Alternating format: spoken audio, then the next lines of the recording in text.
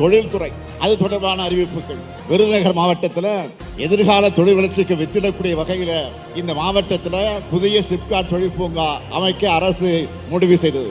அருப்புக்கோட்டை அருகே சுமார் 400 ஏக்கர் பரப்பளவில் 350 கோடி ரூபாய் செலவில் இந்த புதிய சிப்காட் தொழில் வளாகம் அமைக்கப்படும்.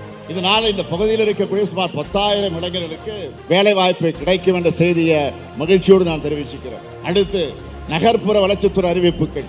சிவகாசி மாநகராட்சியில் 15 கோடி ரூபாய் செலவில் நவீன வசதிகளோடு மாநாட்டு கூட்டரங்கம் அமைக்கப்படும். விருதுநகர் நகராட்சியில் 24 கோடி 50 லட்சம் ரூபாய் செலவில் சாலை மற்றும் மழைநீர் வடிகால் வசதிகள் மேம்படுத்தப்படும். சாத்தூர் நகராட்சியில் 2 கோடி ரூபாய் மதிப்பீட்டில் பூங்கா மற்றும் சிறுபாலம் அமைக்கப்படும். ராஜபாளையம் நகராட்சியில் 13 கோடி ரூபாய் செலவில் மழைநீர் வடிகால் வசதிகள் அமைக்கப்படுவது.